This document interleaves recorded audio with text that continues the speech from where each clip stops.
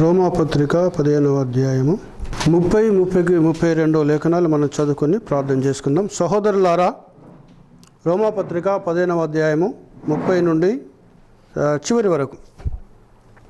సహోదరులారా, నేను యూదయలో ఉన్న అవిధేయుల చేతిలో నుండి తప్పింపబడి యెరూషలేములో చేయవలసి ఉన్న ఈ పరిచర్య పరిశుద్ధులకు ప్రీతికరమగనట్లును నేను దేవుని చిత్తము వలన సంతోషముతో మీ యొద్దకు వచ్చి మీతో కలిసి విశ్రాంతి పొందినట్లును మీరు నా కొరకు దేవునికి చేయు ప్రార్థనల యందు నాతో కలిసి పోరాడవలనని మన ప్రభు అయిన యేసు క్రీస్తును బట్టి ఆత్మ వలని ప్రేమను బట్టి మిమ్మను బతిమాలు కొనుచున్నాను.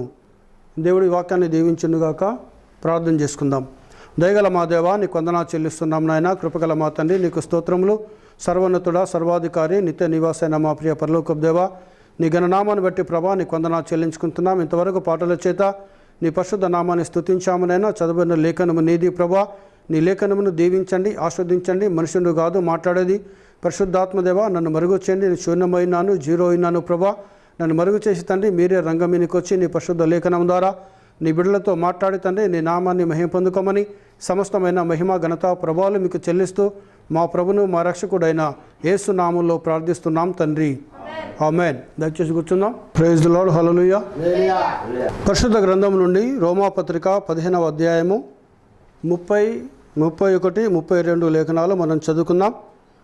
సహోదరులారా, నేను యూదయలోనున్న అవిధేయుల చేతిలో నుండి తప్పించబడి యెరూషలేములో చేయవలసిన ఈ పరిచర్య పరిశుద్ధులకు ప్రీతికరమగునట్లును నేను దేవుని చిత్తము వలన సంతోషముతో మీ యొద్దకు వచ్చి మీతో కలిసి విశ్రాంతి పొందినట్లును మీరు నా కొరకు దేవునికి చేయు ప్రార్థనల యందు నాతో కలిసి పోరాడవలనని మన ప్రభు అయిన యేసు క్రీస్తును బట్టి ఆత్మ వలని ప్రేమను బట్టి మిమ్మను బతిమాలు కొనుచున్నాను. దేవునికి స్తోత్రం, హల్లెలూయా. అపోస్తలుడైన పౌలు ఆయన యొక్క పరిచర్య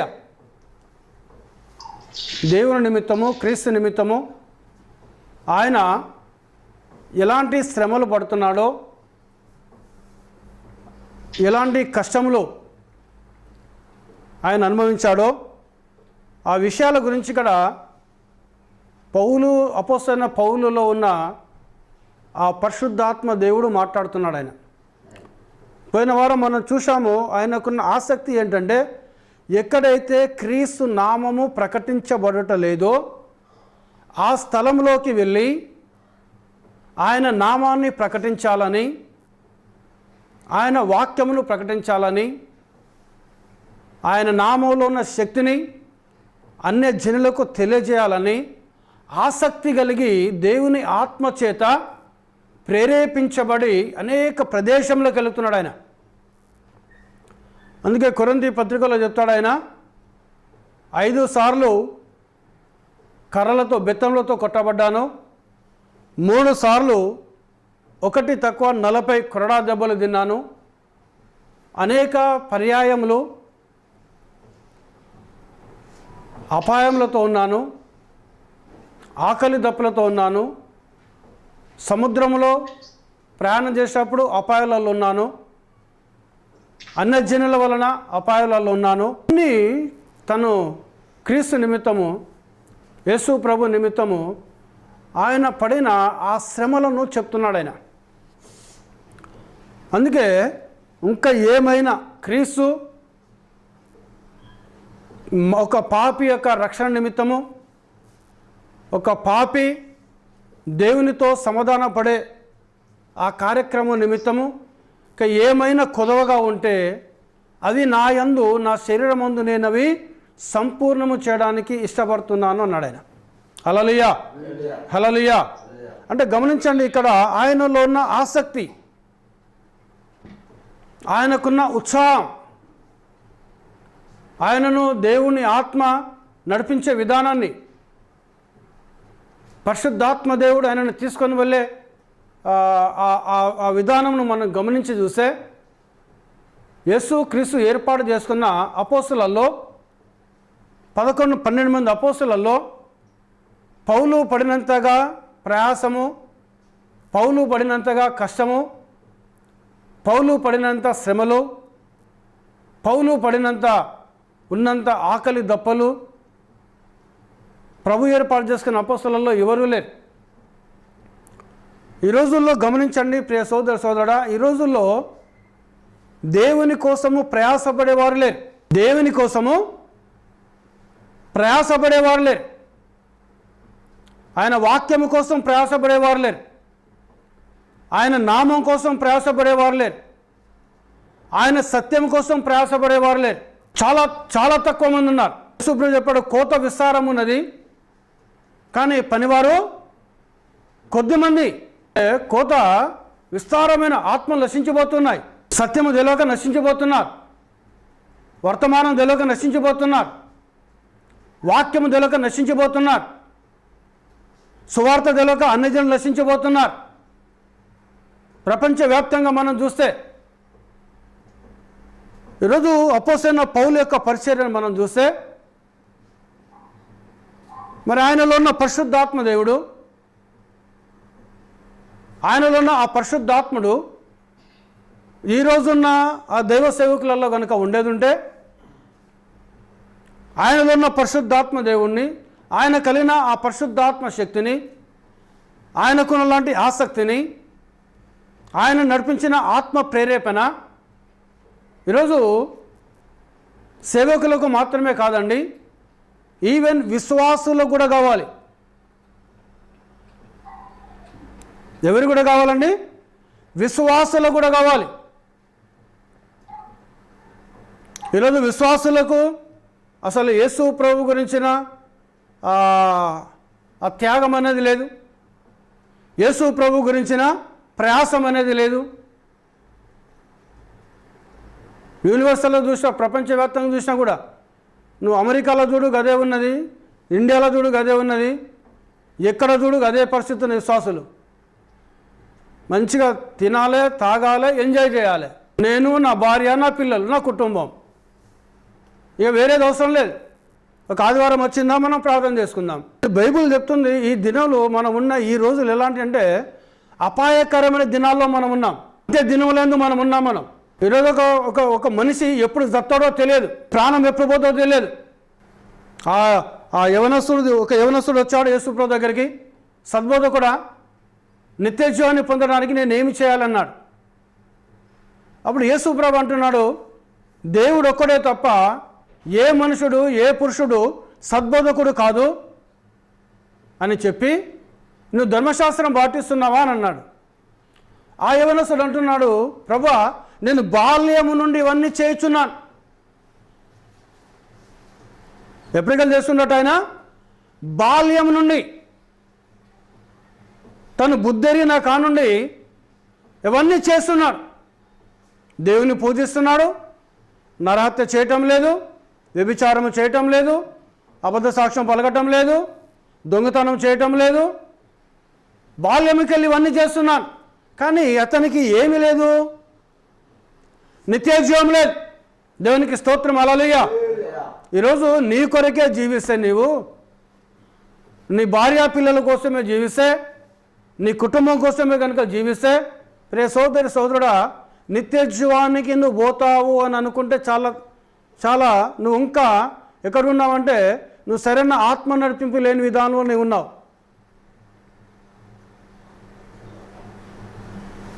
నిత్యజీవం ఆ యవనస్తుడు చూస్తే అవన్నీ చేస్తున్నాడు బాల్యంకెళ్ళి, కానీ ఆయనకు నిత్యజీవం లేదు. ఫర్ ఎగ్జాంపుల్ మనం చూసుకుంటే ఏశావు ఉన్నాడు, యాకోబు భక్తుడు. ఎవరు కడుపున పుట్టాడు? యాకోబు కడుపున పుట్టాడు. మంచి ప్రార్థన పరుడు యాకోబు, దేవుని చేత దీవించబడినవాడు యాకోబు, దేవుని చేత ఆస్వాదించబడినవాడు యాకోబు. దేవునికి మేము హల్లెలూయా, హల్లెలూయా. ఆయన దేవుడు అబ్రహాము, ఇస్సాకు, యాకోబుల దేవుణ్ణి అనిపించుకోవడానికి ఇష్టపడ్డాడు. దేవునికి మహిమ కలుగును గాక, హల్లెలూయా. దేవుని నామానికి ఘనత కలుగును గాక. ఆ విధంగా ఇష్టపడ్డ ఆ దేవుడు, అలాంటి భక్తుడు ఆయన కడుపున పుట్టాడు. మరి మనం చూస్తే ఏశావుకు నిత్యజీవం ఇవ్వాలి దేవుడు, ఏశావును దీవించాలి దేవుడు, ఏశావును ఆస్వాదించాలి దేవుడు, ఏశావుకు పరలోక రాజ్యం ఇవ్వాలి దేవుడు. కానీ ఏశావును దీవించలేదు. ఈరోజున్న చాలామంది క్రైస్తవులు పరిస్థితి అదే విధంగా ఉన్నది. మేము క్రైస్తవ కుటుంబంలో పుట్టామేమో అనుకుంటారు. మా నాన్న మంచి క్రైస్తవుడు, మా అమ్మ మంచి క్రైస్తవురాలు, మా తాత ముత్తాతలు మంచి క్రైస్తవులు, మా పితరులంతా చాలా మంచి క్రైస్తవులు. బైబిల్లో ఎక్కడ కూడా నేను క్రైస్తవ కుటుంబంలో పుడితే నేను రక్షించబడతాననే ఎక్కడా లేదు. ఒకవేళ అలా రాసి పెట్టేది ఉంటే ఏశావు దేవుడు శపించదు, ఏశావును దీవించాలి, దేవుడు ఏశావును ఆస్వాదించాలి. ఎందుకంటే యాకోబు యొక్క కుమారుడు, అబ్రహాం యొక్క మనుమడైన. దేవునికి స్తోత్రం, హల్లెలూయా. దేవుని నామానికి మహిమ కలుగును గాక. దీవించబడిన వంశంలో పుట్టాడు, ఆశీర్వదించబడిన వంశంలో పుట్టాడు ఆయన ఏశావు. కానీ ఆయనకి ఏమీ లేదనగా దేవుని గురించిన ఆసక్తి లేదు ఆయనకు. ఆయన ఎప్పుడు కూడా ఏశావు ఎప్పుడు కూడా శరీర సంబంధమైన విషయాల మీద మర్చిపెట్టుకున్నాడు. శరీర సంబంధమైన విషయాల మీద దృష్టి పెట్టాడు. శరీర సంబంధమైన ఆలోచనలు కలిగి ఉన్నాడు ఆయన.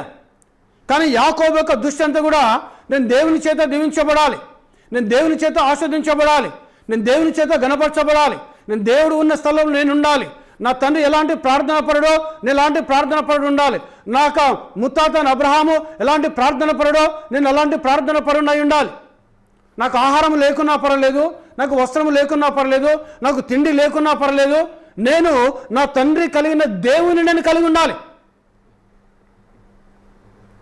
ఆ సర్వోన్నతమైన దేవుని చేత నేను ఆస్వాదించబడాలి, ఆ దేవుని చేత నేను గణపరచబడాలి, ఆ దేవుని కోసం నేను ప్రయాసపడాలి, ఆ దేవుని కోసం నేను కష్టపడాలి, ఆ దేవుని కోసం ఈ లోకంలో జీవించాలి అనక ఆశ యాకోబులో ఉంది.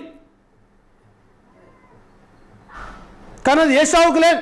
ఏశావు ఎప్పుడు కూడా శరీర సంబంధమైన విషయాల మీద చూసేవాడు, దృష్టి పెట్టేవాడు. చాలామంది క్రైస్తవులు మేము దేవుని బిడ్డలం అనుకుంటారు, మేము దేవుడు మమ్మల్ని దీవించాడు అనుకుంటారు, మేము దేవుని చేత ఆస్వాదించబడ్డాం అనుకుంటారు. కానీ చూసే వారి యొక్క వ్యక్తిగత జీవితాన్ని పరిశుద్ధాత్మ దేవుడు చూస్తున్నాడు. ఆయన నీ బ్రతుకు ఎలా ఉందో పరిశుద్ధాత్మ దేవునికి తెలుసు. ఈరోజు ప్రభువైన యేసు క్రీస్తు పరిశుద్ధాత్మగా ఉన్నాడు.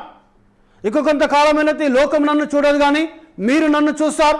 ఏలైనగా నేను మీలో ఉంటాను, నేను మీతో ఉంటాను. దేవునికి స్తోత్రం, హల్లెలూయా. మనలో ఉండి మనతో ఉండే దేవుడు ఆయన. ఈ కాలం అపాయకరమైన దినాల్లో మనం ఉన్నాం. మనం చూడండి, తిమోతికి రాసిన పత్రిక 2వ తిమోతి 3వ అధ్యాయంలో ఫస్ట్ మాట, అంత్య దినములలో అపాయకరమైన కాలంలో వచ్చునని తెలుసుకొనుము. అపోస్తలుడైన పౌలు మాట్లాడుతున్నాడు. అంత్య దినములలో, ఈరోజు మనం అంత్య దినాల్లో మనం ఉన్నాం. అపాయకరమైన కాలంలో అపాయం, ఇప్పుడు అపాయం ఎక్కడికి వెళ్ళి వస్తుందో మనం తెలియదు. అలాంటి దినాల్లో మనం ఉన్నాం. మనం ఈ మాట ఎప్పుడు రాశాడు పౌలు? 2025 సంవత్సరాల క్రితమే రాసిండు ఆయన. అంటే అప్పటికి మనం ఈ లోకంలో మనం లేం, మనకు ఒక రూపం అంటే లేదు మనకు. కానీ దేవుడు చూడండి ఈ పౌలుతో రాపిచ్చాడు అనంటే ఈ జరగబోయే సంగతులన్నీ కూడా అపోస్తలుడైన పౌలుకు దేవుడు చూపించాడు. దేవునికి స్తోత్రం, హల్లెలూయా. ఇంకా మనం పద్మాసు ద్వీపంలోకి వెళ్ళి చూస్తే ఇవి త్వరలో సంభవింపనై ఉన్నవి. యోహాను శిష్యుడైన యోహానుతో చెప్తున్నాడు. ఆయన పద్మాసు ద్వీపంలో వేసిన తర్వాత దేవుడు ఆయన దగ్గర దిగివచ్చి ఆయనతో మాట్లాడి ఈ సంగతులు, నేను చెప్తున్న ఈ సంగతులు త్వరలో సంభవింపనైనవి. దేవునికి స్తోత్రం, హల్లెలూయా, హల్లెలూయా. దేవుని నామానికి మహిమ కలుగును గాక. త్వరలో జరగబోయే సంగతులను పరిశుద్ధాత్మ దేవుడు పౌలుకు చూపించాడు. పరిశుద్ధాత్మ దేవుడు యోహాను శిష్యుడైన యోహానుకు చూపించాడు. పరిశుద్ధాత్మ దేవుడు పేతురుకు చూపించాడు. పరిశుద్ధాత్మ దేవుడు దానియేలుకు చూపించాడు. పరిశుద్ధాత్మ దేవుడు సొలొమోనుకు చూపించాడు. పరిశుద్ధాత్మ దేవుడు యెషయాకు చూపించాడు. పరిశుద్ధాత్మ దేవుడు మోషేకు కూడా చూపించాడు ఈ లేఖనాలు. ఈరోజు మన దినంలో జరిగే విషయాలను, మన తర్వాత కూడా జరగబోయే విషయాలను దేవుడు ఇవన్నీ కూడా తన భక్తులకు చూపించి పరిశుద్ధ గ్రంథంలో రాసిపెట్టాడు. ఆయన ఎందుకు ఈ విషయాలు రాసిపెట్టాడు? కారణం ఏంటంటే నీవు ఆ సంగతులు జరుగుతున్నప్పుడు నువ్వు దేవునికి సమీపముగా ఉండు, నువ్వు దేవునికి దగ్గరగా ఉండు. దేవునికి స్తోత్రం. హల్లెలూయా, హల్లెలూయా. చూడండి, ఇక్కడ యాకోబు యొక్క జీవితాన్ని మనం ఆలోచన చేస్తే బుద్ధిహీనమైన వ్యక్తి కాదండి ఆయన. యాకోబు ఆలోచన లేని వ్యక్తి కాదు ఆయన. యాకోబ్ ఆయన లక్ష్యమంతా కూడా, ఆయన గురి అంతా కూడా నా తండ్రి ఏ దేవుని కలిగి ఉన్నాడో నేను ఆ దేవుని కలిగి ఉండాలి, నా తండ్రి ఏ దేవునికైతే మొరబెడుతున్నాడో నేను ఆ దేవునికి మొరబెట్టాలి. వాళ్ళ కాలంలో ఏం జరిగేది అంటే, అబ్రహామును పిలిచినప్పుడు అబ్రహాముకు జీవితంలో ఎలాంటి విషయాలు చేశాడో దేవుడు అవన్నీ తన కుమారుడైన ఇస్సాకుకు చెప్పాడు. అందుకే రెబెకా వస్తున్నప్పుడు ఇస్సాకు పొలంలో ఉండి ధ్యానం చేస్తున్నాడు. ఆయన పొలం అంటే ఏంటండి? ధ్యానం చేస్తున్నాడు. పొలం అనగా దేవుని సేవలో ఉన్నాడు ఆయన. ఇస్సాక్ దేవుని పనిలో ఉన్నాడు ఆయన. విషయాలు అబ్రహాము జరిగిన విషయాలన్నీ కూడా తన కుమారుని చెప్పాడు. ఇప్పుడు ఇస్సాక్ ఏం చేశాడు? తనకిద్దరు కుమారులు పుట్టారు, ఏశావు పుట్టాడు, యాకోబు పుట్టాడు. వాళ్ళు పెరుగుతూ ఉంటేనే వాళ్ళు దేవుని గురించి నేర్పించడం ప్రారంభించాడు వారు. ఇది మనం చూసుకుంటే ధర్మశాస్త్రంలో ఉంటుంది, నీకు కుమారుడు పుట్టినా కుమార్తె పుట్టినా బాల్యముకెళ్ళే వారికి దేవుని వాక్యాన్ని నేర్పించాలన్నాడు ఆయన. వారి తలకు బాసికము వలె, వారికి కంఠముకు హారము వలె, వారి చేతికి కడియంల వలె, వారి నడుముకు వడ్డానముల వలె దేవుని యొక్క వాక్యముతో వారు అలంకరించబడాలి. దేవునికి స్తోత్రం. హల్లెలూయా. చూడండి, ఇస్సాకు చెప్పిన మాటల మీద ఏశావు దృష్టి పెట్టలేదు ఆయన. ఏశావు ఆలోచన చేయలేదు ఆయన. కానీ యాకోబు చేశాడు ఆలోచన. యాకోబులో తృష్ట ఉన్నది, యాకోబులో ఆ తీవ్రత ఉంది, యాకోబులో అలాంటి మనసు కలిగి ఉన్నాడు ఆయన. అందుకే యెషయాలో అంటాడు, ఎవని మనసు నా మీద ఆనుకొనునో వానిని పూర్ణ శాంతి గలవానిగా చేస్తానన్నాడు దేవుడు.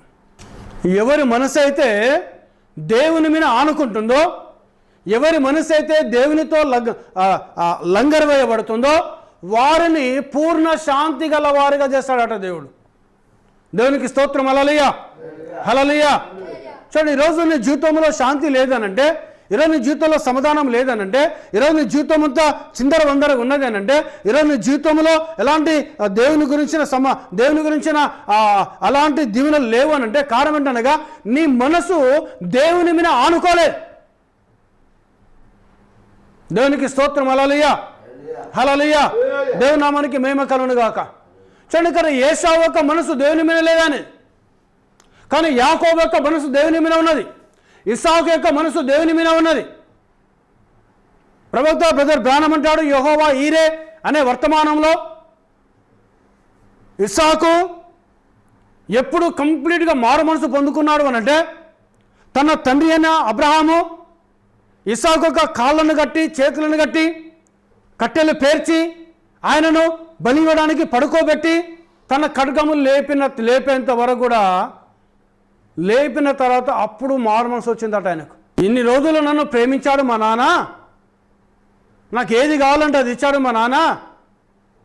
కానీ ఎప్పుడైతే దేవుని మాట విన్నాడో, ఎప్పుడైతే దేవుని మాట మా నాన్న యొద్దకు వచ్చి మాట్లాడాడో దేవుడు, చూడండి, ఇంతగా నన్ను ప్రేమించిన మా నాన్న, ఇంతగా నన్ను అల్లార ముద్దుగా పెంచుకున్న మా నాన్న నన్ను తీసుకొని వచ్చి ఏ దేవుడైతే ఆయనతో మాట్లాడాడో ఆ దేవునికే బలివ్వడానికి సిద్ధపడ్డాడు.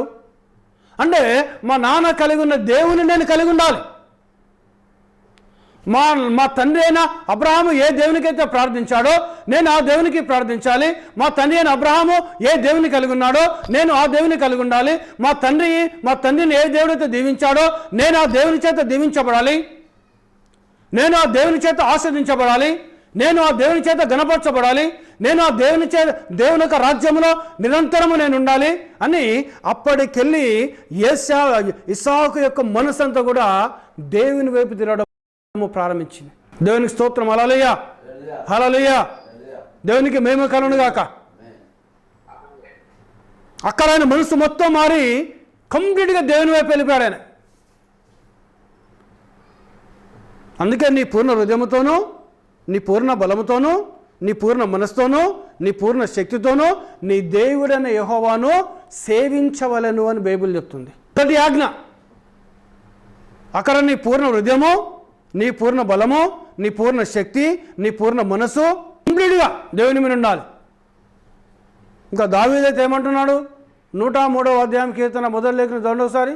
మొదటి వాక్యం, నా ప్రాణమా యెహోవాను సన్నతించుము, నా అంతరంగం నుండి సమస్తమా ఆయన పరిశుద్ధ నామమును సన్నతించుము. హల్లెలూయా, హల్లెలూయా. చూడండి దావీదు ఏమంటున్నాడు? ఆయన నా ప్రాణమా యెహోవాను సన్నతించుము, నా అంతరంగంలో ఉన్న సమస్తమా ఆయన చేసిన మేలులో దేనిని మరవకు. లేదా లేఖనం అది ఉన్నదా? మరి చదవలే, మళ్ళీ చదువు. నా ప్రాణమా యెహోవాను సన్నతించుము, ఆయన చేసిన ఉపకారములలో దేనిని మరవకము. నా ప్రాణమా యెహోవాను సన్నతించుము, నా అంతరంగమున్న సమస్తమా ఆయన పరిశుద్ధ నామమును సన్నతించుము. నా ప్రాణమా యెహోవాను సన్నతించుము, ఆయన చేసిన ఉపకారములలో దేనిని మరవకము. ఆయన నీ దోషములన్నిటిని క్షమించువాడు, నీ సంకటములన్నిటిని కుదుర్చువాడు, సమాధిలో నుండి నీ ప్రాణమును విమోచించువాడు, కరుణా కటాక్షములను నీకు కిరీటముగా ఉంచువాడు. దేవునికి స్తోత్రం. హల్లెలూయా. ఇక్కడ ఏమంటాడు? ప్రాణం మాత్రమే కాదు దావీదు చెప్పేది, అంతరంగంలో ఉన్న సమస్తము కూడా ప్రభునామాన్ని సన్నతించాలి, ప్రభునామాన్ని కొనియాడాలి, ప్రభునామాన్ని గణపరచాలి, ప్రభునామాన్ని హెచ్చించాలి. దేవునికి స్తోత్రం. హల్లెలూయా. అంటే నీ అంతరంగములో ఇప్పుడు నీ హృదయం మాత్రమే కాదు, నీ శరీరములో ప్రతి అవయము కూడా నీ అంతరంగములో ఉన్న ప్రతి అవయము కూడా ప్రభునామాన్ని కొనియాడాలి. ఆయన చేసిన మేలులో దేనిని నువ్వు మర్చిపోద్దును. హల్లెలూయా, హల్లెలూయా. చూడండి, అబ్రహాం మర్చిపోయాడు. ఆయన ఎన్నడూ మరవలేదండి ఆయన అబ్రహాము. అందుకే చూడండి, అపోస్తలుడైన పౌలు ఆ నామాన్ని ప్రకటించడానికి ప్రయాసపడుతున్నాడు. యేసు ప్రభును ప్రకటించడానికి, యేసు ప్రభు నామాన్ని చెప్పడానికి ఇక్కడ ఏం చెప్తున్నాడు ఆయన? 21వ వాక్యం, ఇదే రోమాపత్రిక 10వ అధ్యాయం 21వ వాక్యం అని కనుక మనం చదువుకుంటూ వస్తే, ఆయనను గూర్చిన సమాచారం ఎవరికి తెలియబడలేదో వారు చూతురనియో, వినని వారు గ్రహింతురనియో వ్రాయబడిన ప్రకారము క్రీస్తు నామమెరుగని చోట్లను సువార్తను ప్రకటించవలనని మిక్కిలి ఆశగలవాడనై యుండి అలాగూ ప్రకటించి తిని అంటున్నాడు. ఆయన ఆత్మ కలిగి ఉన్నాడు ఆయన. చెప్పండిగా, అపోస్తుడైన పౌలులో దేవుని గురించిన ఎంత తీక్షణ కలిగి ఉన్నాడు ఆయన, ఎలాంటి ఆసక్తి కలిగి ఉన్నాడు ఆయన. మరి ఈరోజు క్రైస్తవులకి ఆసక్తి ఉందా? యేసు ప్రభు గురించిన ఆసక్తి ఉందా? నీకు సమయం దేవునికి కేటాయిస్తున్నావా? మనం లేదు, దేవునికి కేటాయించడం లేదు. నువ్వు బైబిల్ పట్టుకొని వెళ్ళి నీకు తెలిసిన వాళ్ళకో తెలియని వాళ్ళకో, సరే నీకు తెలిసిన వాళ్ళకే కొంత సమయం కేటాయించి పోయి వారి ఇంటికి పోయి దర్శించి వాళ్ళకు వాక్యం చెప్పి ప్రార్థన చేసి వస్తున్నావా?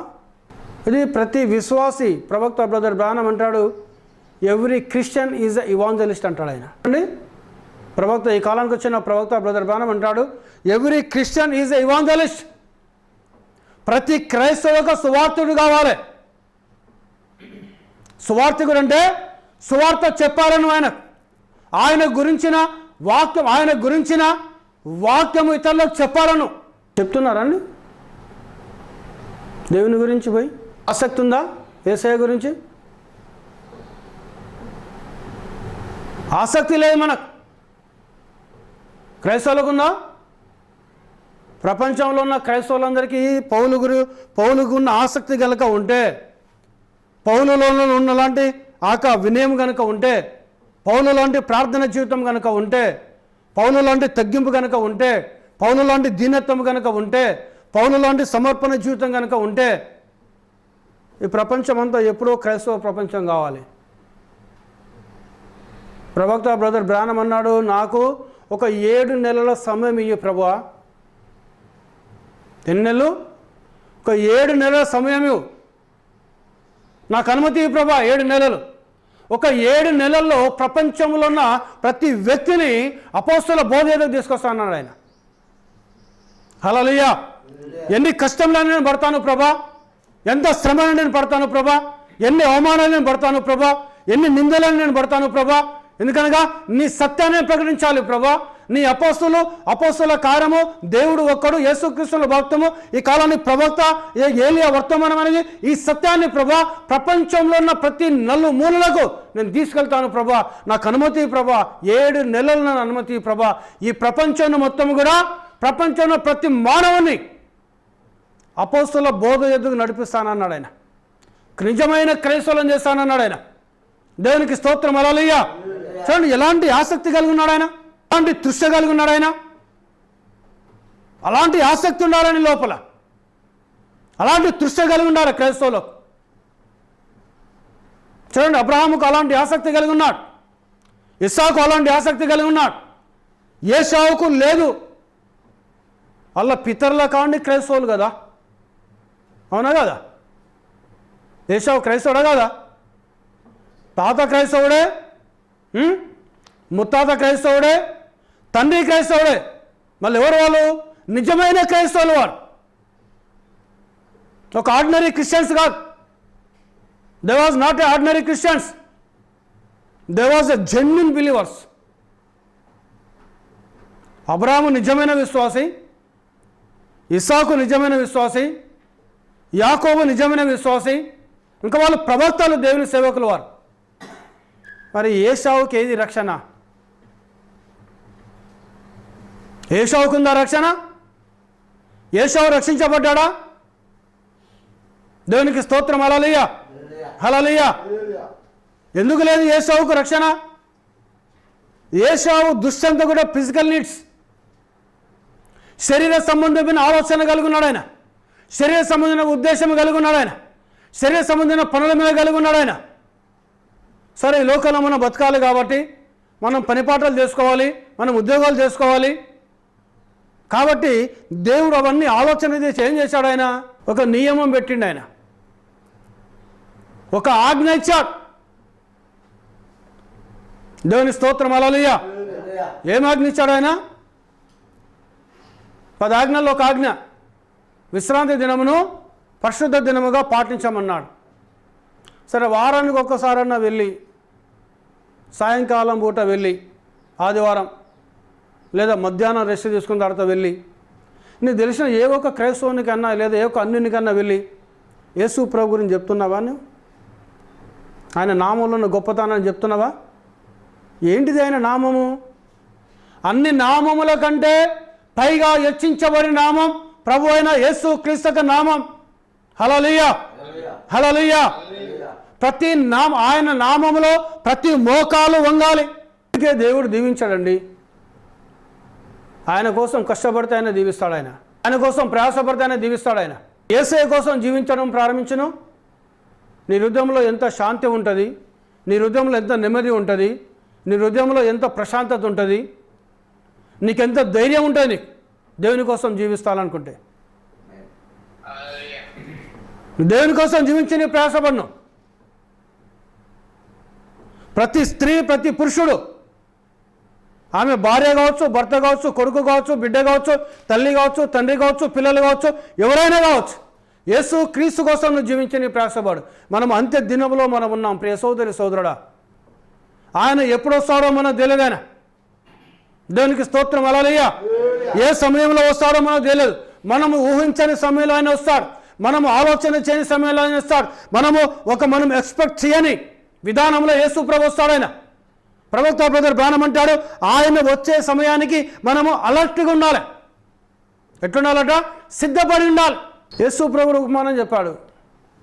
లూకాసు వార్త 18వ అధ్యాయంలో ఒక విధవరాల గురించి చెప్పాడు, ఒక అన్యాయస్తుడైన న్యాయాధిపతి గురించి చెప్పాడు. లూకాసు వార్త 18వ అధ్యాయము 1వ లేఖనం. వారు విసుగక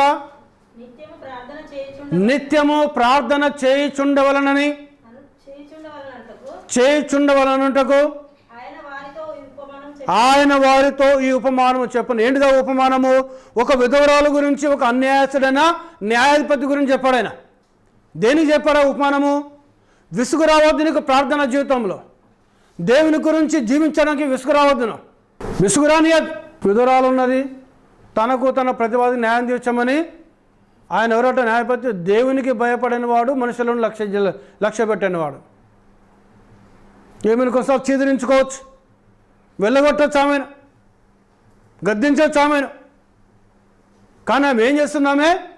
విసుగు రాకుండా వెళ్ళి, అయ్యా నాకును మా ప్రతివాదికి న్యాయం తీర్చయ్యా అని ప్రతిరోజు వెళ్ళి మొరపెడతా ఉన్నది న్యాయపతి దగ్గర. ఏం చేశాడు ఆయన? అప్పుడు ఆయన హృదయము ఆమె వైపు తిరిగి ఖచ్చితంగా నేను ఈ విధురాలు ప్రతిరోజు నా దగ్గరకు వచ్చి నాకు మొరపెడతా ఉన్నది, ఈమెకి నేను న్యాయం తీరుస్తాను నేను అని తన ప్రతివాదుని పిలిచాడు.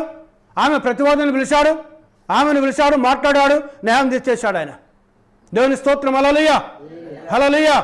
అంటే ఈ ఉపమానం ఎందుకు చెప్పిండు యేసయ్య? ఆయన చెప్పడానికి కారణం ఏంటి? ఒక విశ్వాసి ఎలా జీవించాలనో అక్కడ చెప్పాడు ఆయన. ఒక విశ్వాసి ఎలా ప్రార్థన చేయాలనో చెప్పాడు ఆయన. ఒక క్రైస్తవులు ఏ విధంగా జీవించాలనో చెప్పాడు ఆయన. ఆమెకు సమస్య వచ్చింది. ఆ సమస్య కలిసి విడుదల కావాలంటే ఎవరి దగ్గరికి పోవాలి? న్యాయాధిపతి దగ్గరికి పోవాలి. ఇప్పుడు న్యాయాధిపతి ఎవరైనారు? ప్రభువైన యేసుక్రీస్తు అయినాడు ఆయన. ఈరోజు మనం చేసే ప్రతి క్రియ గురించి ఆయన ధవల సింహాసనం ఎదుట నిలబడి లెక్క ఒప్ప చెప్పవలసిన వారమై ఉన్నాం మనం. హల్లెలూయా, హల్లెలూయా. సో సొలొమోన్ రాజు అన్నాడు, ఏమంటున్నాడు తెలుసా? సొలొమోన్ ప్రసంగిలా అన్నీ చేయమన్నాడు, నీ మనసుకు నచ్చినట్టు అన్నీ చేయబిడ్డ అన్నాడు. కానీ ఒకటి గుర్తుపెట్టుకో, తీర్పు దినము నాడు నువ్వు లెక్క అప్పగించాలి అని అన్నాడు ఆయన. ఇప్పుడు తీర్పు దినము నాడు నీవు లెక్క ఒప్ప చెప్పవలసినది ఎవరికి? న్యాయాధిపతికి. హల్లెలూయా, హల్లెలూయా. చూడండి, పౌలు అంటున్నాడు, సహోదరులారా, నేను యూదేయులోనున్న అవిధేయుల చేతులను తప్పించబడి యెరూషలేములో చేయవలసిన ఈ పరిచర్య పరిశుద్ధులకు ప్రీతికరమగునట్లు. ఎవరికి ప్రీతికరం అంట? పరిశుద్ధులకు. అవునండి.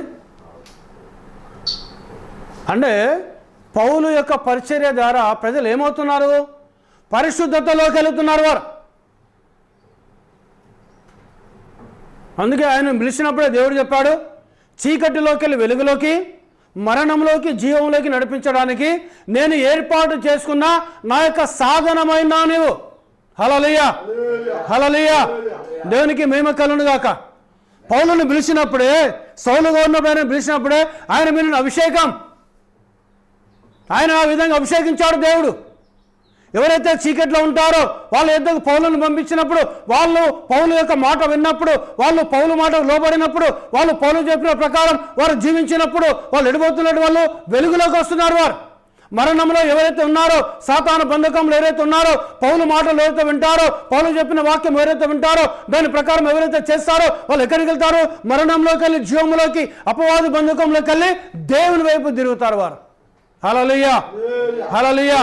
ఇదో గమనించండి ప్రియ సోదరుడా, నువ్వు చెప్పే దేవుని సేవకులు చెప్పే మాటను వినకపోతే, దేవుని సేవకులు చెప్పే మాటను దానికి లోబడకపోతే నీ పాపాలు క్షమించబడవు, నీ దోషాలు క్షమించబడవు, నువ్వు చీకటిలో ఉంటావు, నువ్వు అపవాది బంధకంలో ఉంటావు, నువ్వు ఇంకా కూడా మరణ భయములో ఉంటావు నువ్వు. హల్లెలూయా, హల్లెలూయా. ఇది అపోస్తలుడైన పౌలుకు మాత్రమే కాదు కదా. అవునండి, పౌలుకేనా? ఇప్పుడు ఆయన చెప్పిన సత్యమే చెప్తున్నాం కదా మనం.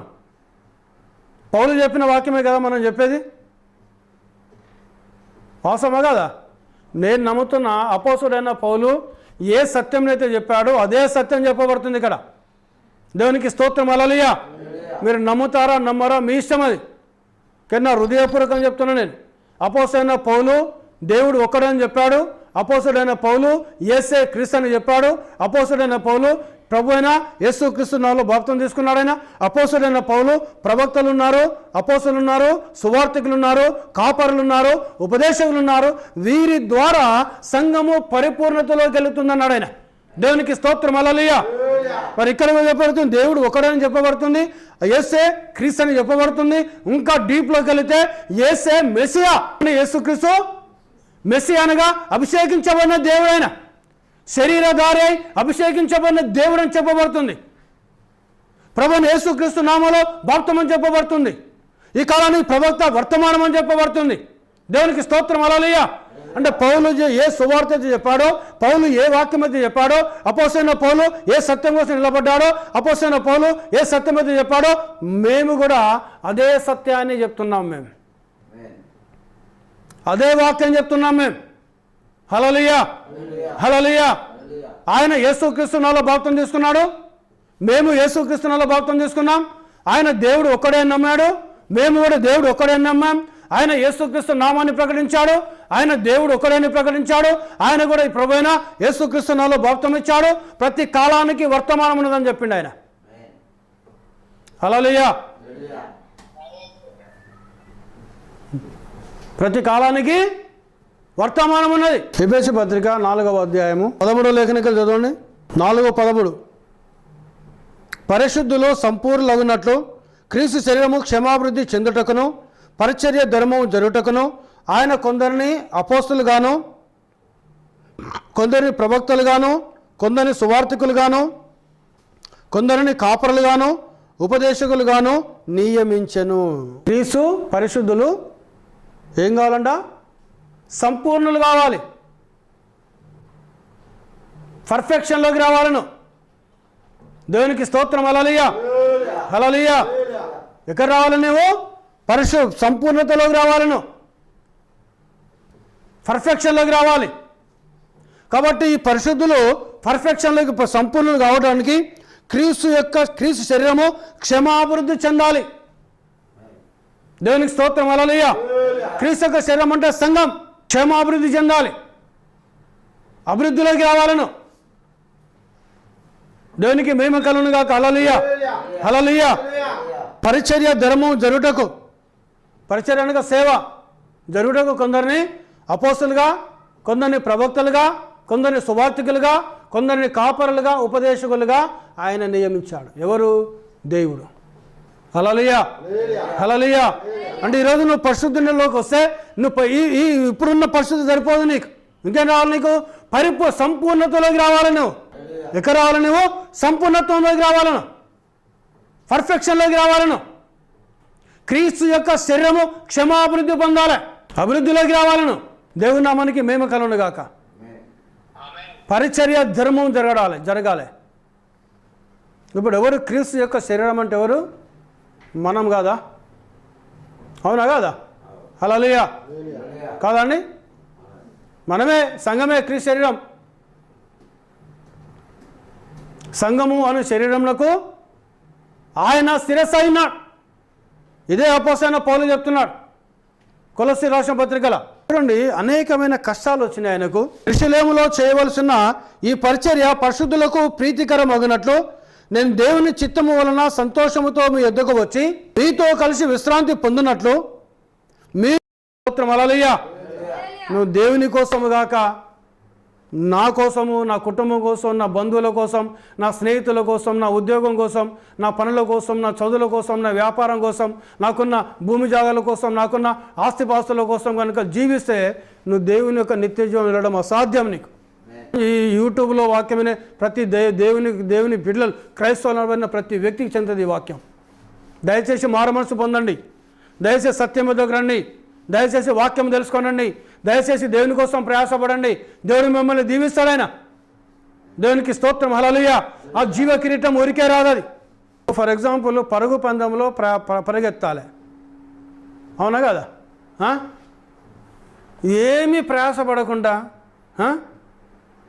ఆ పందెంలో పాల్గొని ఇక రన్నింగ్ చేస్తే నీకు కిరీటం వస్తుందా? అండి? వస్తుందా? ఇక పరిగెత్తగలవాను? ఆ కిరీటం కనీసం ఒక 10 మంది ఉంటారు కావచ్చు అక్కడ. వాళ్ళు ఎవరు? వాళ్ళు ఒక్కొక్క దేశంలో ఒక్కొక్క ఆ వ్యక్తి. సరే, ఒలింపిక్లో పరుగు పందెం పొందుకోవాలి, వాడు ఎంత కష్టపడాలండి ఆ వ్యక్తి, అవునా కదా? ఎంత ప్రయాసపడాలి, ఎంత చెమటోడ్చాలైనా సంవత్సరాలు 4 సంవత్సరాల కోసం పెడతారు ఒలింపిక్స్. 4 సంవత్సరాలు ఆ గురి పెట్టుకు ఒలింపిక్స్లో నేను బంగారు పథకం పొందాలని అని 4 సంవత్సరాలు కఠోరమైన శ్రమ చేస్తాడు ఆయన. మరి ఈ సింపుల్గా ఒలింపిక్స్లో ఉన్న పథకం పొందుకోవడానికే కఠోరమైన శ్రమ చేస్తే నీతి కిరీటము, జీవ కిరీటము దేవుడు ఇస్తానంటున్నాడు ఆయన. మరి ఆ జీవ కిరీటం పొందాలంటే నువ్వు దేవుని కోసం ఎలాంటి కష్టపడకుండా, దేవుని కోసం ఎలాంటి ప్రయాసపడకుండా, దేవుని కోసం ఎలాంటి త్యాగం చేయకుండా, దేవుని కోసం ఎలాంటి సమర్పణ జీవితం లేకుండా ఆ జీవ కిరీటం నువ్వు ఎలా పొందుకుంటావండి? ఇస్తాడా ఆయన? ఇస్తాడా? ఏ వ్యక్తి అయినా పొందుకుంటాడు ఆయన?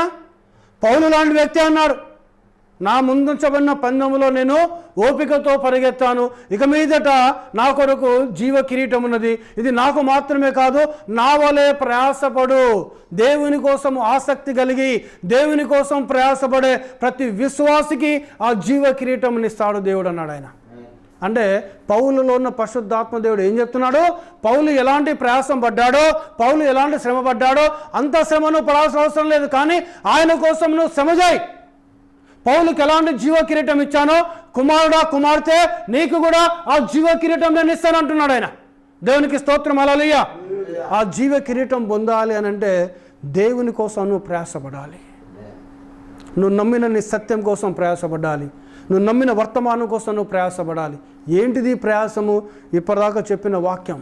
ఎవరైనా నీ కోసము నా కోసం ప్రాణం పెట్టిన దేవుడు ప్రభు అయిన యేసు క్రీస్తు అన్నాడు. ఈ కొద్ది మాటలు ప్రభు దీవించి ఆస్వాదించింది కాక ప్రార్థన చేస్తున్నాం. జీవం గల మా దేవా, నీకు వందనాలు చెల్లిస్తున్నాం నాయన. దయగల మా తండ్రి, నీకు స్తోత్రములు చెల్లిస్తున్నాం. విత్తబడిన వాక్యాన్ని ప్రభు 30 60 100 దీవించండి. ఏ బిడ్డలైతే వింటున్నారు ప్రభు, వాళ్ళ మారు మనసును దయచండి, పశ్చాత్తాపను దయచండి. వారి రోగాలను ముట్టండి, శ్రమలను ముట్టండి, ఇబ్బందులను ముట్టండి, వ్యాధులను ముట్టండి. సాతాన బంధకములకు వెళ్ళి, దయ్యములకు వెళ్ళి, చీకటి అంధకార శక్తులకు వెళ్ళి, మాంత్రిక శక్తులకు వెళ్ళి, అపవిత్రాత్మ శక్తులకు వెళ్ళి ప్రభువైన యేసు క్రీస్తు నామములో వారికి విడుదల కలుగును గాక. ఈ వాక్యం ప్రభా 30 60 100 దీవించండి. అనేక మంది బిడ్డలు ప్రభా లైక్ చేసినైనా సబ్స్క్రైబ్ చేయడానికి ప్రభా నీ కృపను దయచమని ప్రార్థిస్తున్నాం. అనేక బిడ్డలు విని నీ చేత దీవించబడే కృప వారికి దయచండి, నీ చేత ఆస్వాదించబడే కృప వారికి దయచండి. వారిని, వారి కుటుంబాలను, వారి పనిపాటలను, వారి ఉద్యోగములను, వారి చదువులను ప్రభా మీరు ఆస్వాదించమని మా ప్రభును, మా రక్షకుడైన యేసు నామములో ప్రార్థిస్తున్నాం తండ్రి. ఆమేన్.